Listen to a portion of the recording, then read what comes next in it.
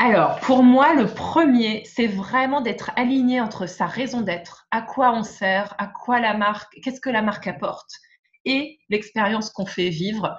Ça, pour moi, c'est vraiment le sujet. Le deuxième, c'est l'humain, la posture, l'expertise du vendeur, encore plus à l'ère du digital. La différence, elle se fera par cette interconnexion, cette capacité à comprendre les besoins du client, à être agile dans la proposition de valeur qu'on lui fait. Et ce sujet des silos internes, de l'organisation interne, voilà, pour moi, c'est vraiment des prérequis à une belle expérience client.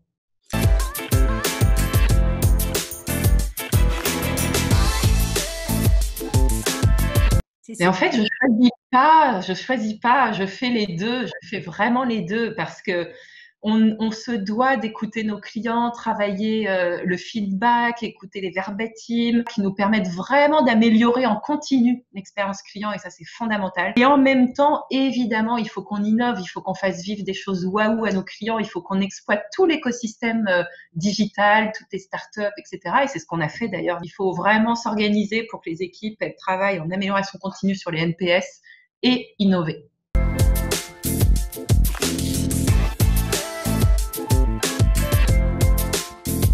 Alors le premier pour moi, c'est faire vivre à son client ses silos internes. Combien de fois, parfois, quand je vais en magasin, on me dit, et pas forcément les nôtres, hein, évidemment, mais on me dit non, mais revenez la semaine prochaine, je l'aurai en magasin à ce moment-là, je vais vous le commander, alors qu'il y a un site web qui fait vraiment bien le travail. Et ça, c'est plus possible parce qu'évidemment, le vendeur en magasin, il est rémunéré, lui, sur la vente qui est faite sonnante et trébuchante la plupart du temps.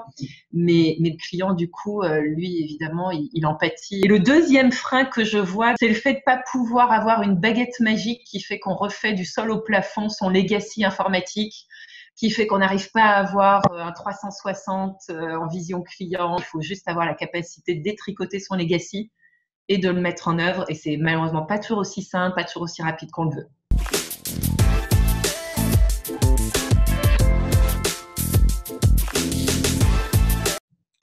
Alors, notre plus gros défi à nous, Maisons du Monde, c'est l'expérience de la livraison de meubles encombrants. On a étonnamment beaucoup d'internautes qui commandent des canapés, qui se retrouvent à pas passer dans l'escalier. Donc ça, c'est un sujet. Voilà, c'est un vrai challenge, évidemment pour nous, en termes d'expérience client, et c'est ce qui fera la différence demain, évidemment.